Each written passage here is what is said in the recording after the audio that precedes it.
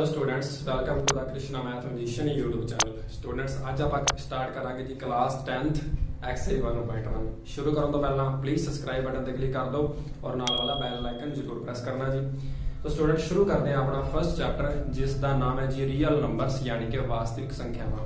Student सब तो पहला आपां नूं पता होना चाहिए कि रियल नंबर्स जो है वास्तविक संख्यावां ने हुंदियां की ने। तो सब तो पहला आपां इन्हां बारे पढ़ांगे। मैं बोर्ड ते कुछ नंबर्स लिखे ने तो पहला आपां इन्हां नूं समझण दी कोशिश करते हैं जी। तो पहले वाला वास्तविक संख्यावां किहड़ियां हुंदियां जी? रियल वास्तविक संख्यावां यानी कि रियल नंबर्स -1 -2 -3 0 1 2 3 1/2 2/1 1/√3 √3 √5 ये सारे स्टूडेंट्स जो नंबर ने जो आप हुण तक पढ़े ने ना ये सारे रियल नंबर्स यानी कि वास्तविक संख्यावां हुंदियां ने। ठीक है जी। तो सेकंड वाला जो है पूर्ण संख्यावां, इन्हां नूं आपां इंग्लिश दे विच कहंदे आ जी होल नंबर्स यानी कि पूर्ण संख्यावां जो नॉर्मल काउंटिंग गिनती हुंदी है जी, 0 तो लेके शुरू करिए 0 विच काउंट करना जी, 0 1 2 3 और 5 n यानी कि n नेचुरल नंबर्स। तो जो ये काउंटिंग है ये पूर्ण संख्या है। ठीक है जी। तो नेक्स्ट वाला जो है अपने को प्राकृतिक संख्यावां जिन्हां नूं आपां इंग्लिश दे विच कहंदे आ जी नेचुरल नंबर्स। पूर्ण दे विच आपां 0 ऐड करते हैं यानी कि 0 तो गिनना शुरू करते हैं और जो प्राकृतिक संख्यावां ने इहदे विच आपां 0 नहीं लेना, 1 तो गिनना शुरू करांगे। तां 1 तो लेके 2 3 इस तरह n नंबर्स तक जो हुंदे संख्यावां हुंदियां ने वो प्राकृतिक संख्यावां हुंदियां यानी कि नेचुरल नंबर्स हुंदे हैं। ठीक है जी। समझ गए जी तीनों नंबर तीनों संख्यावां किहड़े-किहड़े हुंदियां। नेक्स्ट फोर्थ वाला हैगा जी परिमेय संख्यावां जिन्हां नूं आपां इंग्लिश दे विच कहंदे आ जी रैशनल नंबर्स। ठीक है जी। रैशनल नंबर्स परिमेय संख्यावां किहड़ियां हुंदियां जिन्हां नूं आपां p/q दे रूप विच लिख सकदे हां यानी कि 1/2 2/1। पर एक शर्त है जी कि q जिहड़ा ना 0 दे इक्वल नहीं होना चाहिए यानी कि नीचे वाला जो है वो 0 नहीं होना चाहिए, ऊपर वाला p 0 हो सकता है। ठीक है जी। नीचे वाला अपन एग्जांपल लेंदे हैं, नीचे वाला 0 क्यों नहीं होना चाहिए? अपन समथिंग यानी कि कोई x नंबर लेंदे हैं, अपने कोल कोई x नंबर है जेकर उनके बटे विच अपन 0 लगांदे हैं तो आंसर इनफिनिटी आएगा। ये इनफिनिटी का सिंबल है यानी कि वो वैल्यू जिहड़ी फाइंड नहीं की जा सकती। ठीक है जी। यानी कि x/0 जो है इनफिनिटी कोई आंसर नहींगा। तो 0 के कोने कोई नंबर आता तो आंसर 0 आता। इस करके जो 0 है ना जी वो रैशनल नंबर यानी कि परिमेय संख्या 0 एक परिमेय संख्या। ठीक है जी। 0 बाय समथिंग आंसर 0 आंदा है जिसको आप फाइंड नहीं कर सकते और इनफिनिटी होएगा। ठीक है जी। और फिर नेक्स्ट वाला अपना बनेगा अपरिमेय। तो नेक्स्ट वाला जो है अपरिमेय संख्यावां जिन्हों आप कहने हैं जी इरैशनल नंबर्स यानी कि जिन्हों फाइंड नहीं किया जा सकता। ठीक है जी। जिस तरह के √3 की वैल्यू आती है 1.732156 इस तरह चलता जाएगा एंड ते नॉट फाइंड आएगा, मतलब इन्हों फाइंड नहीं कर सकते जी। ਤੇ ਜਿਸ ਤਰ੍ਹਾਂ ਇੱਕ ਹੋਰ ਐਗਜ਼ਾਮਪਲ ਹੈ ਜੀ ਜਿੱਦਾਂ ਪਾਈ ਦੀ ਵੈਲਿਊ ਹੈ ਜੀ 22/7 ਆਪਾਂ ਨੇ ਪੜ੍ਹੀ ਹੈ ਹੁਣ ਤੱਕ। ਪਰ ਜੋ 22/7 ਹੈ ਜੇਕਰ ਆਪਾਂ ਪੁਆਇੰਟਸ ਦੇ ਵਿੱਚ ਨਿਕਾਲਦੇ ਹਾਂ ਤਾਂ ਇਹਦੀ ਜੋ ਵੈਲਿਊ ਬਣਦੀ ਹੈ 3.14267 ਇਸ ਤਰ੍ਹਾਂ ਇਨਫਿਨਿਟੀ यानी कि अनंत तक चलता जाएगा। ਇਹਨੂੰ ਆਪਾਂ ਪ੍ਰੋਪਰ फाइंड नहीं कर सकते। ਇਸ ਕਰਕੇ स्टूडेंट्स जो अपरिमेय संख्यावां ने ਉਹਨੂੰ ਆਪਾਂ ਪ੍ਰੋਪਰ फाइंड नहीं कर सकते, नॉट फाइंड हो गया तो इंग्लिश ਵਿੱਚ ਕਹਿੰਦੇ ਆ ਜੀ इरैशनल नंबर्स। ठीक है जी। स्टूडेंट्स रैशनल दे इरैशनल अगे होर भी टाइप्स आंदियां ने जिन्हों आप अगे नेक्स्ट 1.3x ਦੇ ਵਿੱਚ डिटेल ਵਿੱਚ पढ़ांगे। तो ये बेसिक कुछ वैल्यू ने ਜਿਹੜੇ ਤੁਸੀਂ याद करनियां ने। हां जी। सब तो पहला समझांगे कि यूक्लिड वंड एल्गोरिथम ਹੁੰਦਾ ਕੀ है।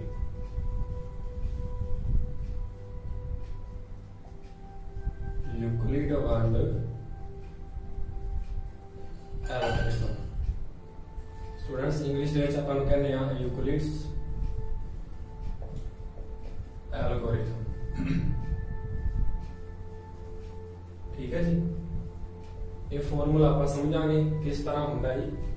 यूक्लिड का फॉर्मूला हुंदा जी संख्या पंजाबी दे विच पहले संख्या बराबर भाजक गुणा भागफल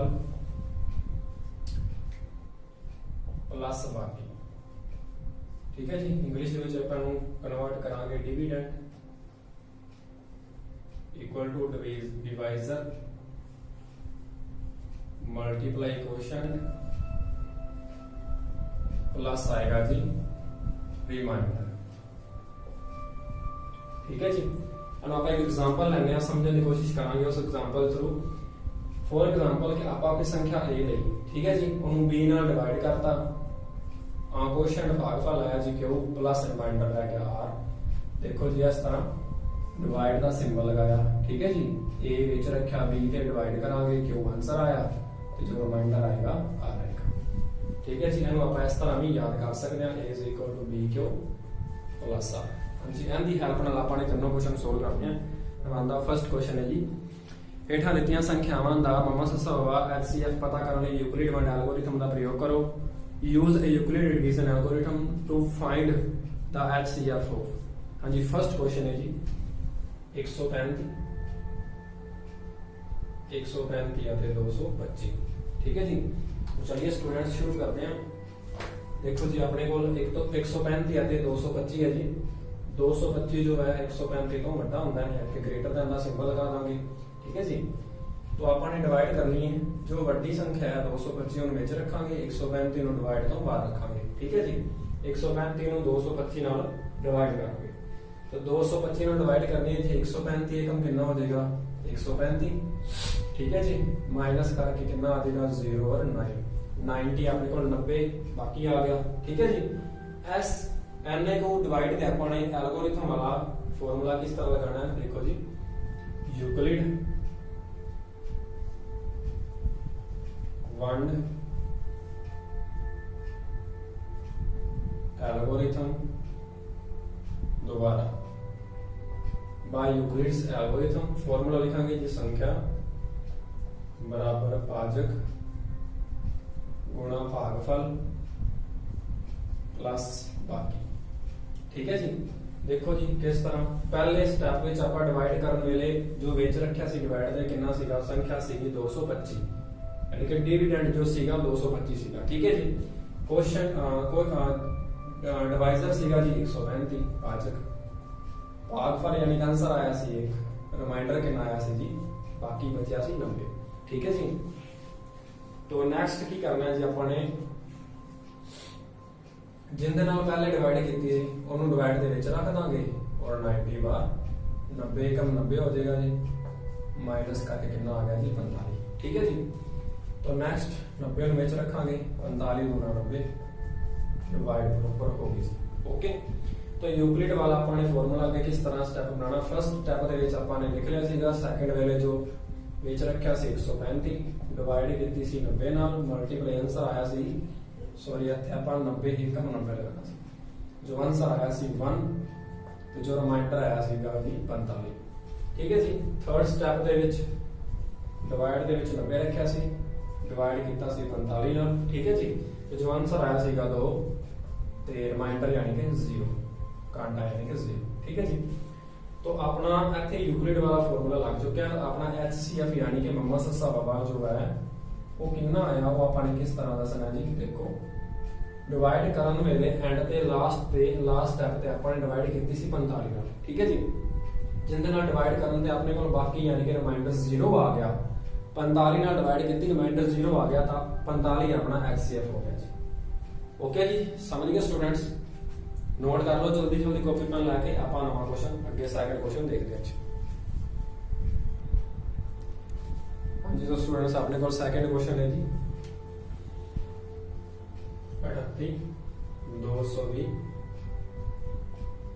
ਅਤੇ 196 ठीक है जी 38220 ਵੱਡਾ ਹੁੰਦਾ ग्रेटर दैन 196 ਤੋਂ यानी कि डिवाइड ਕਰਨ ਵੇਲੇ ਆਪਾਂ ਨੇ 38220 ਵਿੱਚ ਰੱਖਾਂਗੇ ਤੇ 196 ਤੇ ਆਪਾਂ ਸਟੂਡੈਂਟਸ ਡਿਵਾਈਡ ਕਰਾਂਗੇ ਠੀਕ ਹੈ ਜੀ ਤੇ 196 ਤੇ ਡਿਵਾਈਡ ਕਰਨੀ ਹੈ ਜੀ ਸਭ ਤੋਂ ਪਹਿਲਾਂ 196 ਇੱਕ ਤੇ ਜਾਏਗਾ ਜੀ 196 एकम 196 ਹੋ ਜਾਏਗਾ ਮਾਈਨਸ ਕਰ ਲਾਂਗੇ 12 ਚੋਂ 6 ਗਏ 6 ਆ ਜਾਏਗਾ 17 ਚੋਂ 9 ਗਏ 8 1 ਹਾਂਜੀ रिमाइंडर जो बचा 186 ठीक है जी तो ऊपरों 2 नीचे उतार लांगे ठीक है जी हम 196 ਨੂੰ ਮਲਟੀਪਲਾਈ ਕਰਾਂਗੇ 9 ਦੇ ਨਾਲ 9 6 54 5 कैरी हो गया जी 9 81 5 86 8 कैरी 9 में का 9 8 17 ये आ गया जी 1764 ठीक है स्टूडेंट्स फिर माइनस कर लांगे हाले डिवाइड चल रही है जी फर्स्ट स्टेज है क्योंकि रिमाइंडर नहीं आया हाले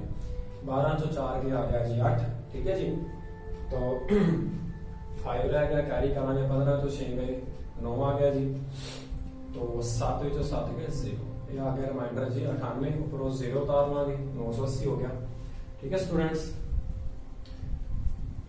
पहले कितना सी आपां ने इत्थे 9 थे, फिर 5 ते जाएगा जी 196, 5 ते 6 5 आती 3 आंसर, 9 5 45 ते 48 4 आंसर, 5 2 5 4 9, डिवाइड आराम दे नाल तुसीं कर लेनी है जी 980,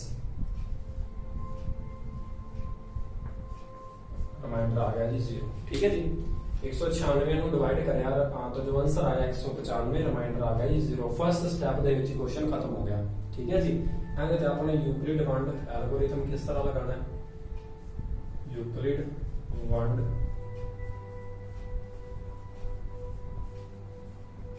ਐਲਗੋਰਿਥਮ ਦੁਬਾਰਾ ਹਾਂਜੀ ਫਾਰਮੂਲਾ ਤੁਸੀਂ ਲਿਖ ਲੈਣਾ ਜੀ, ਸੰਖਿਆ ਬਰਾਬਰ ਭਾਜਕ ਹੋਣਾ ਭਾਗਫਲ ਪਲੱਸ ਮਾਟੀ, ਯਾਨੀ ਕਿ dividend is equal to divisor multiply question plus remainder. ਸਿੱਧਾ ਲਿਖਾਂਗੇ ਜੀ ਡਿਵਾਈਡ ਦੇ ਵਿੱਚ ਜੋ ਡਿਵੀਡੈਂਡ ਸੀਗਾ 38220 ਸੀਗਾ ਇਹ ਸੰਖਿਆ, ਡਿਵਾਈਡ ਕੀਤਾ 196 ਨਾਲ, ਆਨਸਰ ਆਇਆ ਜੀ 195। ਠੀਕ ਹੈ ਜੀ, ਜੋ ਰਿਮਾਈਂਡਰ ਰਹਿ ਗਿਆ ਆਪਣੇ ਕੋਲ ਲਾਸਟ ਤੇ 0। ਫਸਟ ਸਟੈਪ ਦੇ ਵਿੱਚ ਕੁਐਸਚਨ ਖਤਮ ਹੋ ਗਿਆ, ਯਾਨੀ ਕਿ ਫਸਟ ਸਟੈਪ ਤੇ ਵੇਲੇ ਆਪਾਂ ਨੇ ਡਿਵਾਈਡ ਕਿੰਦੇ ਨਾਲ ਕੀਤਾ, HCF ਹੋ ਗਿਆ ਜੀ 196 ਨਾਲ ਡਿਵਾਈਡ ਕੀਤਾ ਤਾਂ ਆਪਣਾ HCF ਯਾਨੀ ਕਿ ਮੰਮਾ ਸਵਾ ਕਿੰਨਾ ਆ ਗਿਆ ਜੀ 196। ठीक है जी, क्वेश्चन अपना खत्म हो गया। ओके स्टूडेंट्स, तो अपना नेक्स्ट क्वेश्चन जी थर्ड क्वेश्चन अपने को 867 आते 255,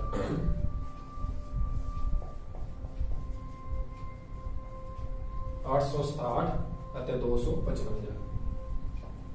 हाँ जी स्टूडेंट्स, 867 जो है बड़ा होता है 255 तो। ठीक है जी, यानी कि ग्रेटर दैन 255 हो जाएगा। डिवाइड करने वेले 867 विच रखांगे और 255 एंड ते आपां ने डिवाइड करनी है। ठीक है जी, तो सब तो पहले 255 जो है डिवाइड करांगे तां टेबल ते 255 3 ते ट्राई करके देखते हैं जी डिवाइड ते 5 3 15 1 कैरी 5 15 ते 16 1 कैरी 3 9 6 ते हो जाएगा जी 7, कितना आया डिवाइड 3 ते जाएगा तो 765 आ गया जी। ठीक है स्टूडेंट, डिवाइड ਤੁਹਾਨੂੰ ਆਂਦੀ ਹੋਏਗੀ, ਆਰਾਮ ਨਾਲ डिवाइड कर लेंगे जी। तो 765 आ गया, 7 माइनस करांगे 7 ਵਿੱਚੋਂ 5 ਗਏ 2, 6 ਤੋਂ 6 ਗਿਆ 0, 8 ਵਿੱਚੋਂ 7 ਗਿਆ 1। रिमाइंडर जो रह गया जी फर्स्ट स्टेप ਦੇ ਵਿੱਚ 102 रह गया डिवाइड करके। ठीक है जी, तो नेक्स्ट ਆਪਾਂ पहले कंप्लीट डिवाइड कर लेने हैं जी। 255 ਵਿੱਚ ਰੱਖਾਂਗੇ 102 ਤੇ ਡਿਵਾਈਡ ਕਰਾਂਗੇ ਜੀ, 102 एकम 102, 102 दूनी 204, 2 ਤੇ ਜਾਏਗਾ ਜੀ 204 आ जाएगा, फिर माइनस करांगे 1 5। ठीक है जी, 51 रह गया रिमाइंडर। फिर अगे डिवाइड दे विच रखांगे 102, डिवाइड 51 गुना 102। ठीक है जी, अपना HCF यानी कि कितना आ गया HCF 51 यानी कि -7। ठीक है जी, लास्ट पे 0 आया उदों किंदे नाल किस दे नाल डिवाइड किया 51 ਦੇ ਨਾਲ, यानी 51 अपना -100 हो गया। ठीक है जी, तो आप यूक्लिड वाला फॉर्मूला भी लगाना किस तरह, बाय यूक्लिड वंड एल्गोरिथम दोबारा बाय यूक्लिड डिवीजन एल्गोरिथम। हाँ जी, पहले स्टेप ਦੇ ਵਿੱਚ ਆਪਾਂ ਡਿਵਾਈਡ ਦੇ ਵਿੱਚ ਰੱਖਿਆ ਸੀਗਾ 867, डिवाइड ਕੀਤੀ ਸੀ 255 ਦੇ ਨਾਲ, आंसर आया सीगा 3, रिमाइंडर आया सी 102। ठीक है जी, सैकेंड स्टैप दे विच डिवाइड दे विच रखिया सी 255, डिवाइड कीती सी 102 दे नाल, आंसर आया 2, रिमाइंडर आया सी 51। थर्ड स्टैप दे विच डिवाइड कीती 102 दे नाल, आंसर विच रखिया 102, डिवाइड कीती 51 दे नाल, आंसर आया 2 ते रिमाइंडर आया जी 0। ठीक है स्टूडेंट्स, यूक्लिड वंड एल्गोरिथम ही यूज हो गया ते अपन ने HCF निकाल लिया। स्टूडेंट्स फर्स्ट पार्ट दे तीनों क्वेश्चन हो चुके हैं जी, आई होप तुहानू समझ आ गया है। नेक्स्ट क्वेश्चन देखते हैं जी थर्ड क्वेश्चन, एक बार सेकंड आप बाद दे विच करांगे, पहले थर्ड क्वेश्चन देखांगे। ठीक है जी, थर्ड क्वेश्चन है जी, किसी परेड विच 616 आदमियों वाली एक सेना की टुकड़ी ने 32 आदमियों वाले एक सेना बैंड के पीछे मार्च करना है। दोहां समूहों ने बराबर गिनती वाले स्तंभां विच मार्च करना है। इन्हां स्तंभां ਦੀ ਵੱਧ ਤੋਂ ਵੱਧ ਗਿਣਤੀ ਕਿੰਨੀ ਹੈ ਜਿਸ ਵਿੱਚ ਇਹ ਮਾਰਚ ਕਰ ਸਕਦੇ ਹਨ ਜੀ। ਇੰਗਲਿਸ਼ ਵਿੱਚ ਪਹਿਲੇ statement ਪੜਾਂਗੇ। An army contingent of 616 members is to march behind an army band of 32 members in a parade। ठीक है जी। The two groups are to march in the same number of columns। What is the maximum number of columns in which they can march? हाँ जी, maximum number of column ਆਪਾਂ find करने जिंदे विच ਉਹ March ਕਰ ਸਕਦੇ ਆ ਜੀ। ठीक है जी। तो ਆਪਣੇ ਕੋਲ ਜੋ ਨੰਬਰ ਨੇ रो ਦੇ ਨੰਬਰ ਨੇ 616 ਅਤੇ 32 यानी कि 32। ठीक है जी। बिल्कुल ਆਪਾਂ फर्स्ट क्वेश्चन ਇਦਾਂ ਦਾ ਐਚ ਸੀ ਆਪਣੀ ਨਿਕਾਲਾਂਗੇ ਜੀ। 616 ਵੱਡਾ ਹੁੰਦਾ ਹੈ 32 ਤੋਂ। ठीक है जी। ग्रेटर दैन 32 हो जाएगा। डिवाइड करांगे 616 डिवाइड ਦੇ ਵਿੱਚ ਰੱਖਿਆ 32 ਤੇ ਆਪਾਂ ਡਿਵਾਈਡ ਕਰ ਦਾਂਗੇ। हाँ जी, पहले 32 एकम कितना हो गया जी 32, 11 चो 2 गए 9, 5 विचों 3 गया 2, 229 रह गया 29 रह गया जी। ऊपर 6 उतार लांगे। ठीक है जी। ਹੁਣ 32 ਨੂੰ ਇਹਦੇ ਨਾਲ ਮਲਟੀਪਲਾਈ ਕਰਾਂਗੇ। 32 ਨੂੰ ਆਪਾਂ 9 ਤੇ ਮਲਟੀਪਲਾਈ ਕਰਾਂਗੇ ਜੀ। ਦੇਖਦੇ ਹਾਂ ਕਿੰਨਾ ਆਨਸਰ ਆਉਂਦਾ ਹੈ। ਟਰਾਈ ਕਰਕੇ 9 दूनी 18, 1 कह रही 9 ਤੇ 27 ਦੇ ਘਟਾ है जी 288। 9 ਤੇ ਡਿਵਾਈਡ ਹੋ ਗਿਆ 9 ਤੇ ਚਲਾ ਗਿਆ 16 ਚੋਂ 8 ਗਏ 8, ਫਿਰ 8 ਵਿੱਚੋਂ 0 0 यानी कि रिमाइंडर जो आ गया 8। सेकंड स्टेप के अंदर 32 डिवाइड दे विच आ जाएगा 8 चौका 32, जो रिमाइंडर आ गया जी 0। ठीक है स्टूडेंट्स, दो स्टेप दे विच क्वेश्चन खत्म हो गया जी। यानी कि मम्मा सस्सा वाला जो अपना आया HCF लास्ट ते आपां कितना लिया सी डिविडेंड कितने नाल भाजक कितना लिया सी डिविडेंड 8 जी। तो वही अपना HCF हो जाएगा जिंदे नाल डिवाइड करांगे 0 रिमाइंडर बचा। ठीक है जी। ਇਹਨੂੰ ਆਪਾਂ ਯੂਕਲਿਡ 1 ਐਲਗੋਰਿਥਮ ਦੇ ਰੂਪ ਵਿੱਚ ਵੀ ਲਿਖਣਾ। ਯੂਕਲਿਡ 1 ਐਲਗੋਰਿਥਮ दोबारा। हाँ जी। तो स्टूडेंट संख्या पहले स्टेप ਦੇ ਵਿੱਚ ਆਪਾਂ ਡਿਵਾਈਡ ਦੇ ਵਿੱਚ ਰੱਖਿਆ ਸੀ 616 ਡਿਵਾਈਡ ਕੀਤੀ ਸੀ 32 ਦੇ ਨਾਲ। ਆਨਸਰ ਆਇਆ ਸੀ 19 ਤੇ ਪਲੱਸ ਰਿਮਾਈਂਡਰ ਆਇਆ ਸੀ ਜੀ ਆਪਣੇ ਕੋਲ 8। ਠੀਕ ਹੈ ਜੀ। ਸੈਕਿੰਡ ਸਟੈਪ ਦੇ ਵਿੱਚ ਡਿਵਾਈਡ ਦੇ ਰੱਖਿਆ 32, ਡਿਵਾਈਡ ਕੀਤੀ 8 ਦੇ ਨਾਲ। ਆਨਸਰ ਆਇਆ 4, ਰਿਮਾਈਂਡਰ ਆਇਆ ਜੀ 0। यानी कि इस हिसाब ਦੇ ਨਾਲ ਆਪਣਾ ਜੋ HCF ਆਇਆ 8, यानी कि जो रोज ने वो 8 ने जिंदे ਵਿੱਚ ਉਹ ਪਰੇਡ ਕਰ ਸਕਦੇ ਆ। ठीक है जी। 8 ਸਤੰਭਾਂ ਦੀ ਗਿਣਤੀ ਹੈ यानी कि ਕੋਲ ਨੰਬਰ ਆਫ ਕਾਲਮਸ 8 ਨੇ। Okay students. तो स्टूडेंट्स सेकंड, फोर्थ और फिफ्थ क्वेश्चन रह गया जी। ਉਹਦੀ ਇੱਕ ਅਲੱਗ ਵੀਡੀਓ ਹੈ, ਤੁਸੀਂ ਉਹਦਾ ਲਿੰਕ ਤੁਹਾਨੂੰ ਡਿਸਕ੍ਰਿਪਸ਼ਨ ਬਾਕਸ ਦੇ ਵਿੱਚ ਮਿਲ ਜਾਏਗਾ, ਤੁਸੀਂ ਉੱਥੋਂ ਦੇਖ ਲੈਣੀ ਹੈ। ਠੀਕ ਹੈ ਜੀ। ओके स्टूडेंट, थैंक यू जी। Thanks for watching the video.